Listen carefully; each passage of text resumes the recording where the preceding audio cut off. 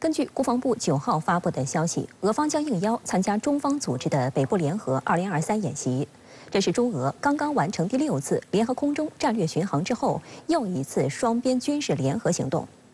中俄近年来常态化互派部队参与对方的联合演习，如何体现两军战略互信的提升？来看报道。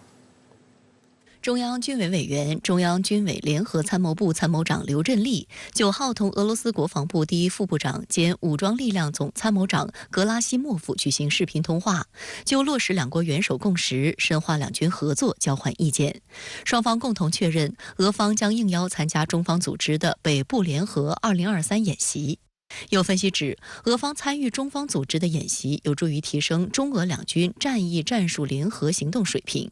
北部联合2023演习，根据中方在2019年发布的新时代的中国国防白皮书公布的各军种演习代号，可以确定这是一场由北部战区组织的联合实兵演习。 白皮书中表示，各战区强化联合训练主体责任，扎实开展联合训练，结合各战略方向使命任务，组织东部、南部、西部、北部、中部系列联合实兵演习，努力提高联合作战能力。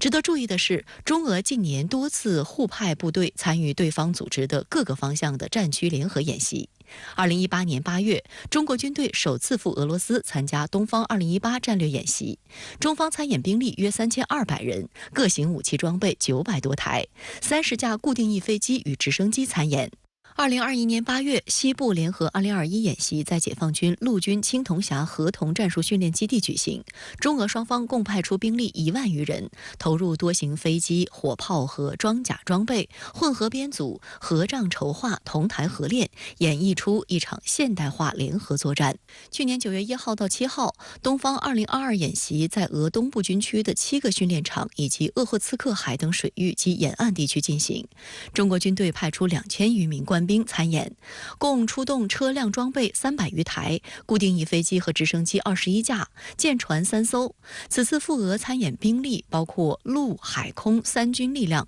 也是解放军陆海空3军首次同时参加俄罗斯组织的演习。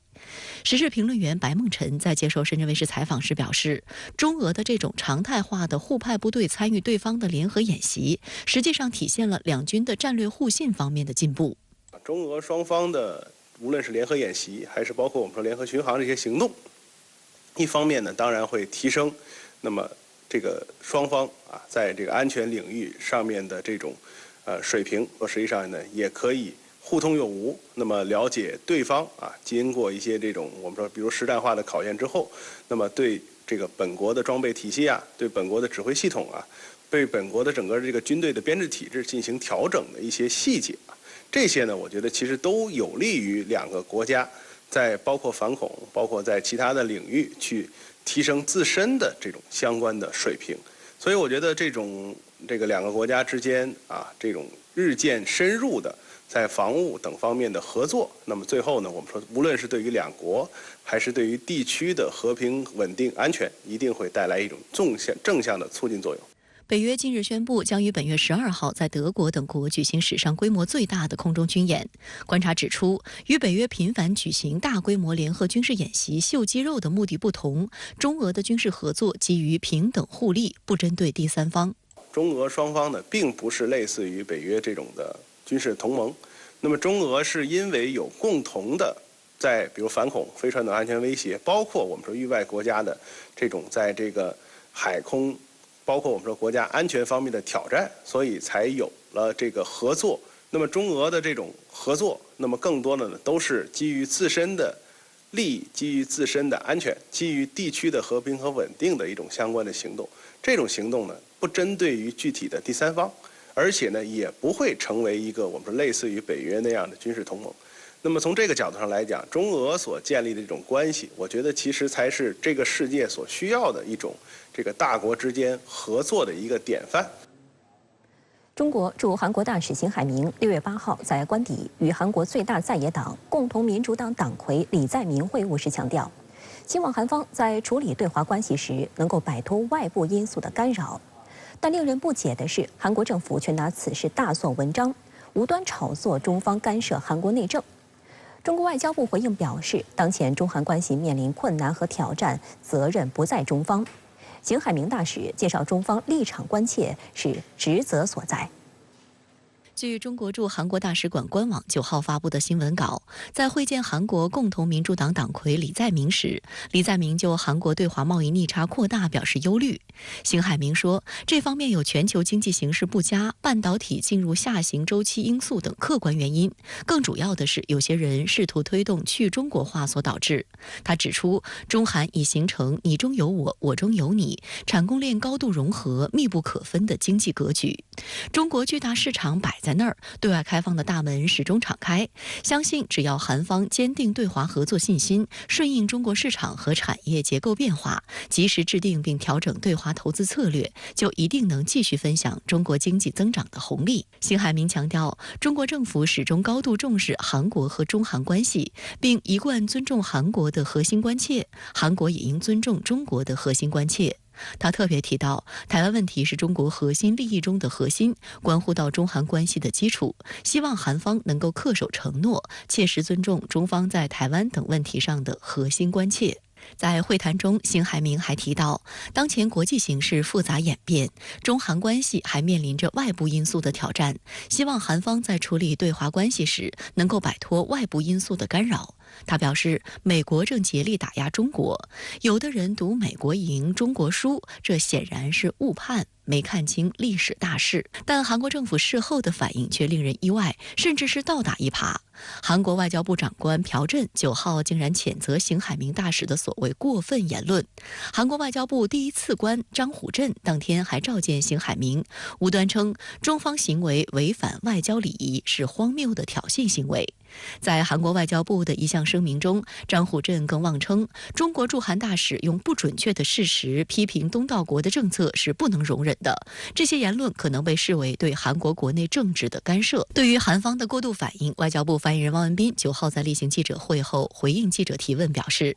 当前中韩关系面临困难和挑战，责任不在中方。邢海明大使同韩国政府、政党和社会各界广泛接触，就双边关系和共同关心的问题交换意见，介绍中方立场关切，是其职责所在，希望韩国有关方面正确看待，把关注点放到如何正视问题，实现中韩关系的稳定和发展上来。近一段时间以来，中韩关系面临挑战。韩国总统尹锡悦上台后，一改文在寅政府在中美之间采取相对平衡的做法，在对外政策上附和美国，并推进和日本的和解外交，从而向美国心心念念的美日韩同盟逐步迈进。4月底，尹锡悦访美后，与美方发表联合声明，在台湾问题上指手画脚。中国外交部亚洲司司长刘劲松当时深夜约见韩国驻华使馆公使姜相旭，提出严肃交涉，表达强烈不满，强调中方在台湾等问题上的严正立场，敦促韩方切实恪守一个中国原则。外交部副部长孙卫东也在北京紧急召见韩国大使，表达强烈不满。对于韩国的政策转向，5月22号，刘劲松代表中方明确向尹锡悦政府传达了4不可能的立场：一是如果韩国损害中方核心利益，中韩就不可能合作；二是如果韩国执意走亲美友日的单边外交政策，中韩就不可能合作；三是如果中韩关系持续紧张，就不可能进行高层交流；四是如果局势持续恶化，韩国将不可能在对朝问题上发挥主导作用。中韩关系下滑直接影响了两国经贸交流。近段时间，包括特斯拉、摩根大通、苹果在内的多家重量级外企的高管接连到访中国。相比之下，近在咫尺的韩国主要企业却显得颇为低调。韩民族日报近日查看韩国主要企业负责人的公开行程后发现，今年以来访问中国的仅有 SK 集团会长崔泰元和三星电子会长李在镕2人，而且2人是悄悄去的，没有太多公开亮相，甚至都没有去自家企业设在中国的工厂，这在往常是不可思议的。韩民族日报认为，韩国大企业高管正是受到政府外交政策转向过于明显的影响，让他们有了更多顾虑。一方面不想错过中国这个巨大市场，另一方面也不得不克制会刺激到美国的对外活动，这让他们苦恼不已。在此背景下，韩国对华出口一路下滑也是不争的事实。韩国产业通商资源部6号发布的最新数据显示，韩国对华出口从去年6月起已经连续12个月减少，近1年里除去年9月之外，其余月份对华贸易均出现逆差。需要指出的是，政策转向并未让韩国东边不亮西边亮。不光是对华贸易，韩国对外贸易规模整体都在萎缩。韩国政府5月进出口动向资料显示，当月韩国出口同比减少15.2%，贸易收支已经持续15个月出现逆差，单月出口连续8个月下降。除中国外，美国、东盟、欧盟、拉美、中东6大主要目的地的出口都全部下降。相关话题来连线特约评论员张思南。张先生您好。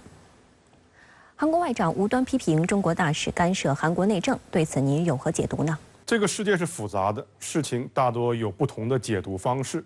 比如说，你行走在悬崖峭壁，再往前一步就是万丈深渊。我好心劝你一句，退一步海阔天空。你可以领我的情，也可以反咬我一口，宣称我在干预你的自由意志。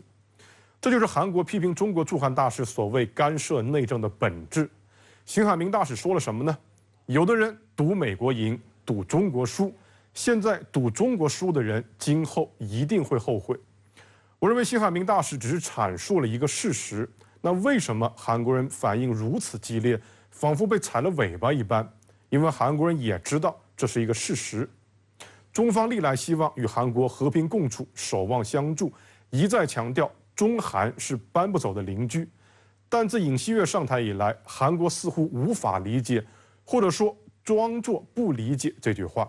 那中国方面自然要换一种方式，用一种韩国人可以理解的方式把话说明白。那韩国为什么不愿意理解，或者说装作无法理解呢？某种意义上，这是包括韩国在内一切小国的悲歌。存在于大国周边，小国通常而言有2条路：一是云从，也就是选择跟随大国；第二就是在域外大国的支持下挑战自己身边的大国。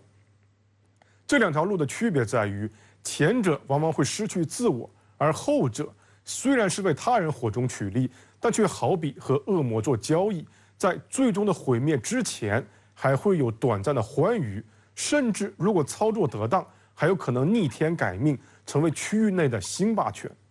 所以我们看到，在过去1个多世纪的历史里，日本、越南、韩国实际上做出了类似的选择，先后在英国、苏联、美国的支持下向中国发起挑战。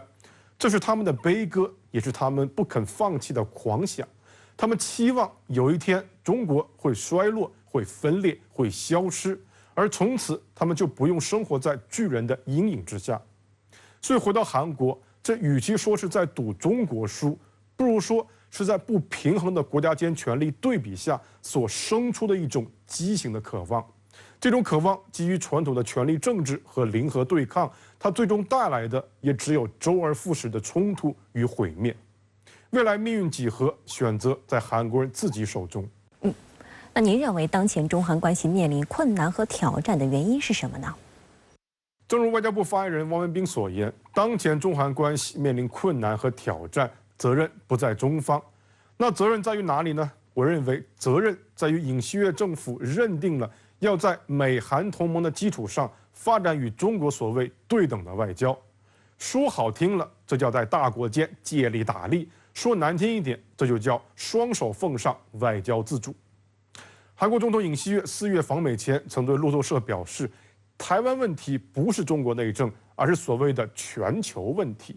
公然支持拜登政府国际化台湾问题的政策，在中国核心利益上做文章。访美期间，尹锡悦签署华盛顿宣言，允许美国向韩国部署核潜艇，完全不顾及中国的地缘安全战略关切，甚至要求中方为半岛核问题负责。韩国驻华使馆更宣称，华盛顿宣言不是第三国应该操心的事情。再加上围剿中国半导体产业，自尹锡悦上台以来，韩国全面转向美国，深度参与中美之间在政治、经济、安全各领域的博弈对抗，中韩关系不面临困难和挑战就怪了。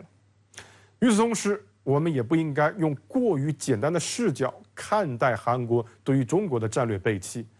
前有俄乌冲突，后有中美对抗加剧，传统上以联合国和国际法为框架的国际秩序陷入了一个尴尬的境遇。集体安全的正式破产，很难不让各国，尤其是小国，重回黑暗森林的极端零和博弈思维。在这个被美国逼着选边站的年代，韩国放弃此前长期奉行的中美间模糊均衡战略，并非不可理解。但问题在于，韩国对于新战略做出了不明智的选择。当前美国频繁对外展示霸权，恰恰表明其霸权开始处于下行收缩期。而韩国对此的理解，不是如何在一个后美国霸权时代构建一个新未来，而是打定主意不能被美国抛弃，为此不惜积极讨好美国，深度融入美国对外政策。一个有趣的点是，2022年，尹锡悦提出要将韩国建设成全球枢纽国家，也就是 Global Pivotal State。其中 “pivotal” 这个词不免让人想起美国过去这10年对华转向的开端，当年那个亚洲再平衡 Pivot to Asia 战略，用的是同一个词。Pivot 本身是指物体旋转的中心轴点，这个相同的用词究竟是巧合，还是尹锡悦有意让韩国成为美国亚太事务的中心轴点？我不知道，我只知道韩国注定打错了算盘。面对一个域内强国的崛起，韩国下意识地寻求域外强国的庇护，即便这意味着韩国将直接卷入两个强国的冲突与对抗之中。但就像我刚才所说，韩国并非没有选择，只不过韩国首先要看到新的选择。好的，谢谢张先生在线与我们分享您的观点，谢谢。英国首相苏纳克日前完成其去年10月上任以来的首次访美之行，外界关注通过首脑会晤，英美如何加强所谓的特殊关系。而苏纳克在与拜登共见记者时，竟公然声称，中俄等国所谓偷窃知识产权、滥用技术、操纵关键资源。中国驻英国使馆逐一驳斥，并敦促英国政客不要动辄拿中国说事。而美英此番签署的大西洋宣言中，也声称面临来自包括中国等国家的挑战。中国外交部直指，鉴于冷战思维，挑动阵营对抗才是全球稳定的真正威胁。英国首相苏纳克7号到8号的对美访问，重头戏是与美国总统拜登举行的会谈。据路透社报道，两人在白宫椭圆形办公室的会谈充满了欢声笑语。苏纳克将英美关系称为不可或缺的联盟。他还给拜登带了2份礼物，一份是一件定制 Barbour 夹克衫，一份是一本由拜登先祖在19世纪撰写的书。这是苏纳克上台以来第5次和拜登举行会谈，也是今年3月以来的第4次会谈。双方签署了大西洋宣言，以加强英美跨大西洋合作。根据美英双方公布的消息，大西洋宣言及其相关行动计划将为两国在经济、技术、商业和贸易等各领域建立一种新型创新伙伴关系。对于这份大西洋宣言，已经脱欧的英国极为重视，更称其为应对我们时代最大经济挑战的合作新行动计划。So today, we're releasing a new plan to equip our economic partnership for the 21st century.It outlines how we can enhance our cooperation to accelerate the clean energy transition that must take place and is taking place, lead the development of emerging technologies that are going to shape so much of our future.不过，这项宣言却在英国国内遭遇批评，舆论指责苏纳克根本就是白去了。实际上，自2019年启动脱欧进程以来，英国保守党政府就将与美国达成全面的自贸协定作为重要目标，这也是当时保守党的选举承诺。在特朗普政府时期，两国进行了5轮贸易谈判，但拜登却对此缺乏兴趣，上任后就搁置了谈判，称这样的协议是过时的20世纪的工具。英国政府只能寻求和美国各州签署小型协议。美英的特殊关系就是美英永远都是不平等的，美国是主，英国是从。英国脱欧之后的话，他的筹码就剩下他自己。美国实际上针对英国，哪怕是个铁杆盟友的话，他也把自己的贸易壁垒竖得高高的，让英国要想敲开美国的大门是比登天还难啊。美国将会要求英国必须要服从于自己的意志。英国认为和美国的关系很好，能够签订全面的自贸协定，这个是做不到的。我们能看得出来，美国完全是为自己的利益最大化。深圳卫视注意到，这项全称为《大西洋宣言21世纪美英经济伙伴关系框架》的协议包括多项倡议。宣言写明，两国将在人工智能、清洁能源、关键矿产方面开展合作，巩固两国的安全联盟关系，以应对所谓的中俄威胁、气候变化等新挑战。在与拜登举行的记者会上，苏纳克和拜登都以国家安全、经济安全为由，现场炒作所谓中俄威胁。And just as we collaborate to protect our national security, so must we increasingly do the same to protect our economic security, on which our prosperity depends. Countries like China and Russia are willing to manipulate and exploit our openness, steal our intellectual property, use technology for authoritarian ends, or withdraw crucial resources like energy. And protect technologies critical to our national security. We're also addressing the national security risk posed by certain types of outbound investments, because you're using them for weapons of mass destruction and intelligence intervention. 针对苏纳克相关涉华言论，中国驻英使馆发言人9号指出，纯属无中生有、信口雌黄、恶意诋毁，中方予以强烈谴责。针对苏纳克诋毁中方偷窃知识产权、滥用技术、操纵关键资源，发言人逐一驳斥。发言人敦促英国政客尊重事实，不要鹦鹉学舌，不要动辄拿中国说事，那样只能损人害己，没有出路。而针对美英大西洋宣言中声称面临来自包括中国等国家的挑战，中国外交部发言人汪文斌9号表示，国与国之间开展交流合作，应当有助于维护世界和地区的和平稳定，不应针对第三方或损害第三方利益。鉴于冷战思维挑动阵营对抗，才是全球稳定的真正威胁。大西洋宣言里面主要强调3个安全，一个是经济安全，一个是国家安全，还有一个是科技安全，而且把安全威胁的对象直接就指向是中国跟俄罗斯。这一份所谓的大西洋宣言，从某种程度来看的话，是美国、英国在打新冷战。据白宫网站发布的声明显示，作为履行宣言协议的第一步，美英计划在5大支柱领域基础上深化伙伴关系，在关键和新兴技术、经济安全和供应链合作、数字化转型、清洁能源以及国防方面加强合作。路透社认为，其中最值得注意的是，美英将启动一项关于关键矿产协议的谈判，涵盖钴、石墨、锂、锰和镍这5种对电动汽车制造最重要的关键矿产。谈判完成后，在英国开采或加工的上述矿产将符合美国通胀削减法案框架下获得税收抵免的相关要求。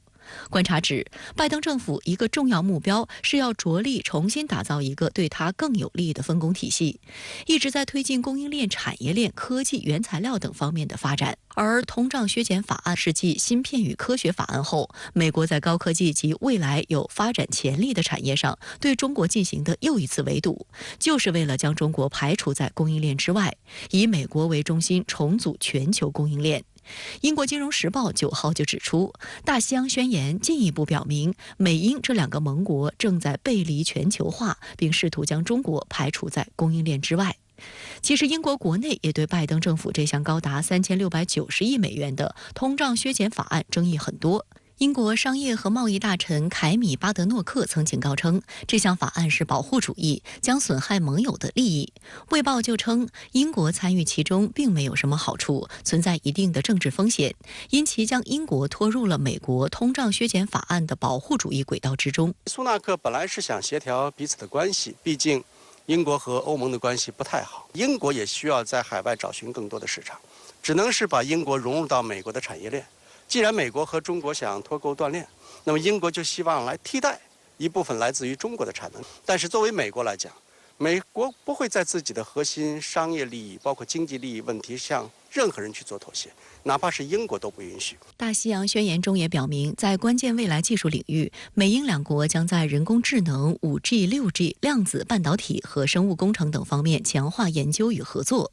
联合记者会上，苏纳克对记者表示，此前他与拜登探讨了人工智能安全问题，并宣布英国将在今年秋天主办首届人工智能峰会，讨论如何通过国际协调行动来应对人工智能快速发展带来的挑战和机遇，减轻人工智能的安全风险。然而，英美似乎更关心峰会请不请中国这个问题。英国下议院国防委员会主席埃尔伍德告诉《独立报》，当然应该邀请中国，就像发展核能一样，我们需要制定严格的国际规则，规定如何研究、利用和监控人工智能。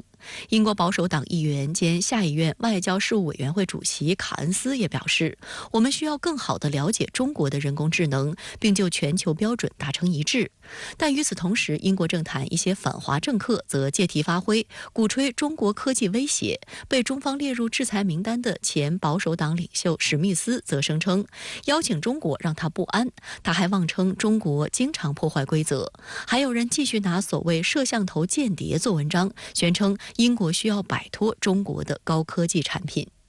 观察指出，考虑到英国政府此前在发布的一系列涉及国家安全的文件中，将人工智能、量子力学、通信和生物安全等划定在敏感领域范围内，在此基础上讨论人工智能峰会请不请中国，似乎更像在展现姿态。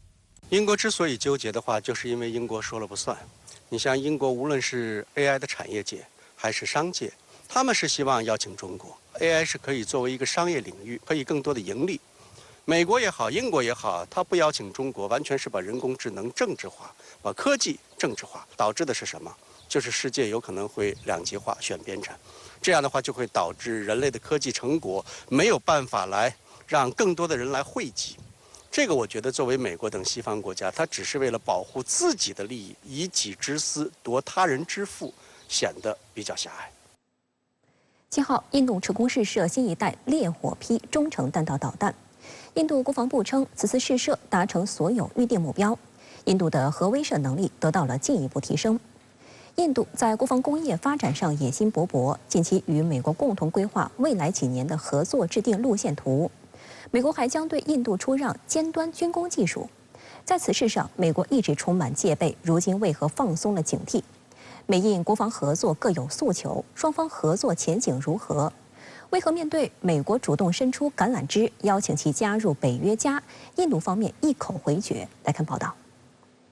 据印度媒体报道，印度7号成功试射烈火批新型弹道导弹。印度国防部发布消息说，圆满实现了本次试射所有既定目标，并称这是此款导弹成军之前的第一次试射。此前分别在2021年6月和12月，以及去年10月，成功进行了3次导弹研发阶段测试。烈火批是烈火导弹的最新改进版，为2级固体燃料弹道导弹，重25吨，射程为1000至2000千米，并且可以携带核弹头。印度国防部称，烈火批的使用将进一步提升印度的核威慑能力。印媒还炒作称，虽然烈火批导弹射程有限，它仍然可以打击印太地区的敌军舰队。长期以来，印度在国防制造业上野心勃勃。当地时间5号，美国防长奥斯汀在访问印度期间，美印两国宣布为未来几年的国防工业合作制定路线图。该路线图包括可以让印度获得关于尖端技术的具体建议。路透社称，这有望加强印度的国防制造雄心。本月22号，印度总理莫迪将对美进行国事访问。外界认为，两国防长达成的共识也将为接下来的首脑会谈奠定基础，而两国的防务合作也将是莫迪访美的重点之一。美国此次同意向印度转让尖端技术，被视为美印加强防务合作、共同应对中国的重要动向。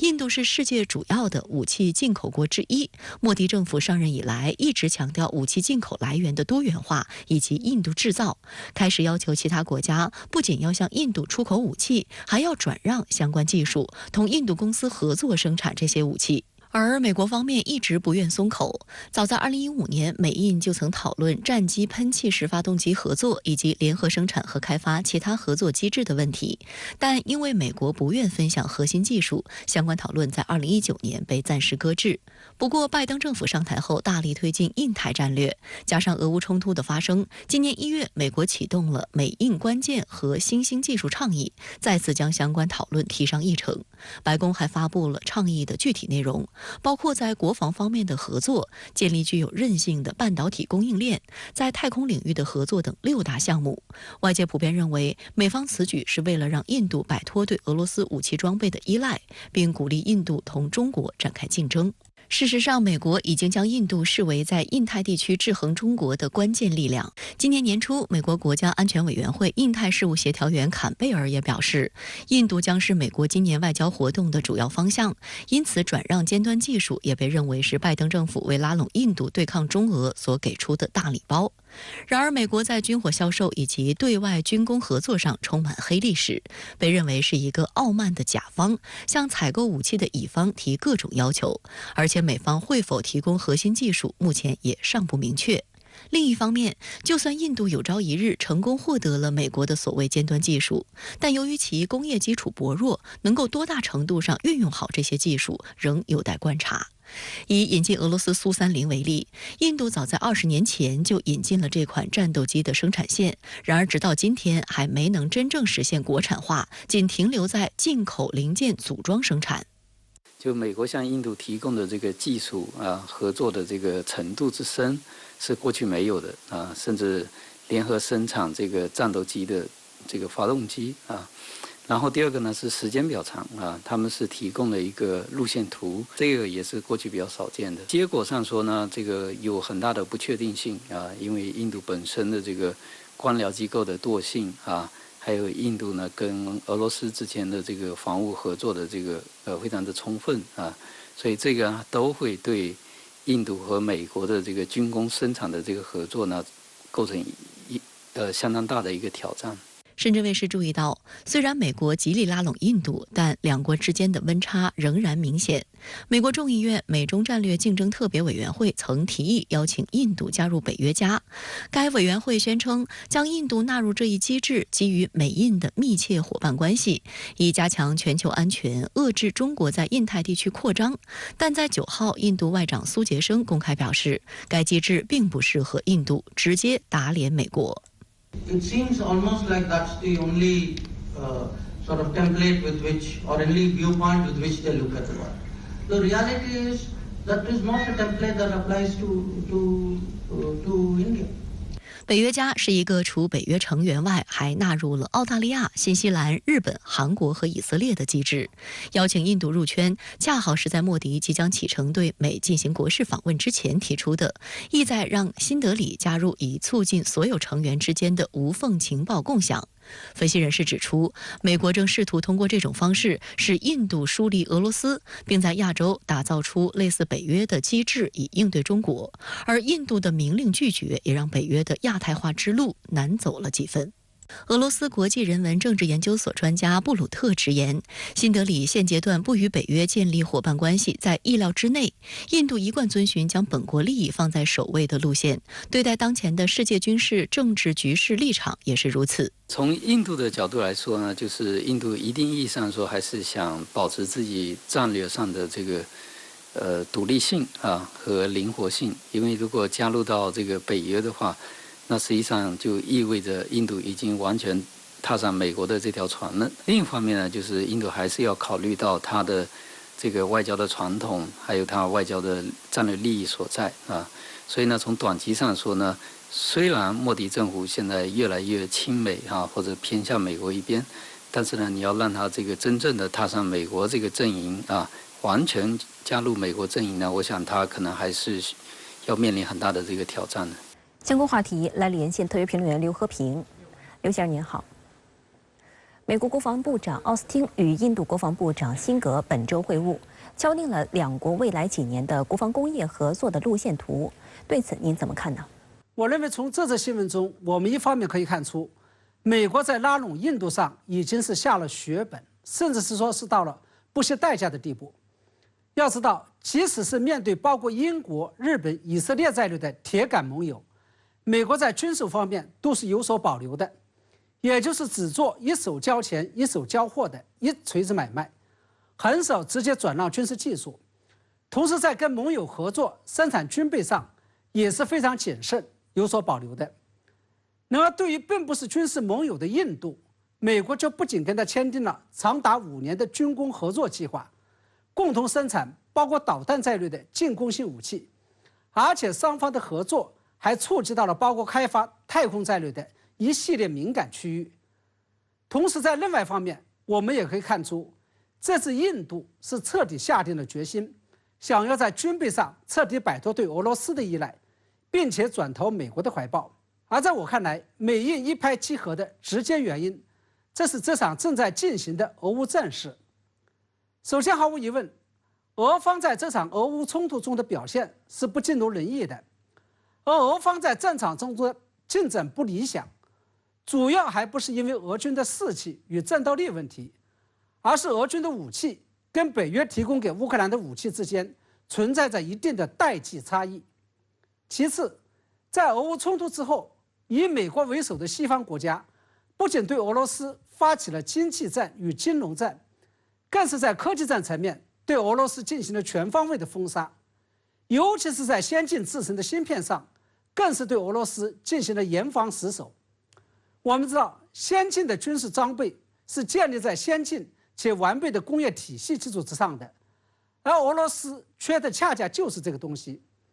在进口不到西方国家的零部件，尤其是买不到芯片的情况下，未来俄罗斯军工产业的生存状况将会极其艰难，在全球军火市场上将会逐渐失去竞争力。不仅如此，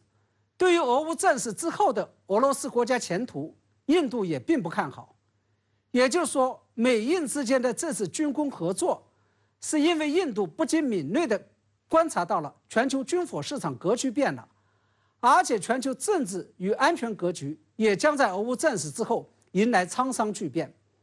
在这种情况下，印度很自然地就选择了西瓜喂大边。那在您看来，美国不惜血本军事贿赂印度，这背后又有着什么样的战略企图呢？我认为，在俄乌战事之后，俄罗斯无论是在全球军火市场上，还是在全球政治与安全格局上，都将受到严重的冲击，对美国构不成太大的威胁。因此美国不惜血本军事贿赂印度，表面上看来是为了让印度彻底摆脱对俄罗斯的军事依赖，但本质上这是为了扶持一个强大的印度来遏制中国。我相信这一点所有的观察家们都能够看得到。因为第一，印度在地理位置上扼守着印度洋，没有印度的参与，美国在海上构筑的对华遏制圈就不完整。第二，印度跟中国一样，都位于亚洲大陆，从地缘位置上来讲，就存在着天然的竞争关系。第三，在亚洲大陆上，无论是人口还是资源本富上面来看，印度都具备跟中国旗鼓相当的实力。第四，中印之间存在着漫长的边界领土主权纠纷。不过，除了这些已知的因素外，我还想从被大家忽略了的全球两大阵营博弈与对抗的层面，来为大家分析一下美国拉拢与扶持印度背后的战略企图。大家知道，虽然冷战已经基本结束了，但在全球发达国家与发展中国家的两大阵营博弈与对抗，不仅并没有随之结束，而且近年来有所激化。为了遏制以中俄为首的发展中国家，美国为首的西方在经济上有了七国集团，在政治与安全上有了北约，并且在印太地区组建了美日印澳四方安全对话机制。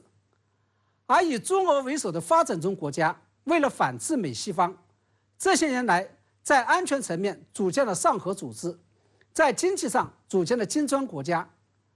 然后不知道大家注意到没有在这两大阵营当中，只有印度是脚踏两只船，两边通吃的。印度既是发展中国家上合组织成员与金砖国家，同时也加入了印太战略与美日印澳四方安全对话机制。同时近年来还屡屡被邀请参加七国集团元首峰会，甚至连北约也向其伸出了橄榄枝，想让其成为北约加成员。这个也就意味着，当前的印度正在成为发达国家阵营与发展中国家阵营两方极力拉拢的对象。明白了这一点，我们就可以知道，美国军事贿赂印度背后的真正目的，其实是想把印度从发展中国家阵营拉进发达国家阵营，从而实现其弱化甚至是企图瓦解发展中国家阵营的目的。最近在全球疫情已经消退的情况下，印度利用自己东道主身份，甚至将即将举行的上合组织领导人峰会从线下改成了线上，实际上就是美国在背后怂恿的结果。可以预料，拿人家的手短，吃人家的嘴软。未来印度在军事上彻底依赖美国之后，将会进一步丧失外交战略上的自主性，也就是不得不放弃长期以来奉行的独立自主、不结盟的外交政策。那对于美英两国共同签署大西洋宣言一事，您又怎么看呢？我注意到舆论似乎并不看好这份所谓的大西洋宣言，认为其在美英经济合作上华而不实。对此，我个人的看法是，假如我们仅仅从美英经贸合作或者从一般经贸协议的角度来看待这份大西洋宣言，那这样的格局与视野就太小了，难以看出美英背后真正的战略目的与战略意图。要知道，美国在全球范围内的有那么多的盟友，在亚洲地区有韩国、日本、澳大利亚，在欧洲地区有法国、德国等等都市。为什么美国不跟这些国家签署类似的宣言，而仅仅跟英国签署？我认为，假如拉宽地域范围与时间跨度来看，我们就可以发现，这份大西洋宣言不仅仅是英国在经济上脱离欧盟、全面倒向美国的宣言，而且是一份昭告天下，以盎格鲁撒克逊人为主的美英两大强权再度联手，想要领导世界、重塑世界秩序的宣言。我们知道，在一二战之前的殖民时代是大英帝国的天下，盎格鲁撒克逊人不仅雄霸了全球，而且以殖民的方式创建了一个包括美国、加拿大、澳大利亚、新西兰在内的盎格鲁撒克逊国家群，也就是现在的五眼联盟国家。以美英为首的盎格鲁撒克逊人的国家，不仅领导欧洲打赢了一战、二战两场热战，而且打赢了东西方冷战。但是在冷战结束之后，欧洲大陆国家与盎格鲁撒克逊人建立的国家，在一系列重大地区与国际问题上开始显得面和心不和。这主要体现在以法德为首的欧洲在许多重大的国际地区问题上，不仅不配合美国，而且还拉了美国的后腿，同时还想要在经济与安全上摆脱对美国的依赖。同时在这些问题上，英国与欧洲大陆也开始离心离德。我认为这就是英国脱欧的原因，也是美英签署大西洋宣言的原因。它意味着以美英为首的盎格鲁撒克逊人建立的国家正在重新抱团、重新集结，要跟传统的欧洲大陆国家适当保持距离，以突出他们之间的特殊关系以及对世界的领导地位。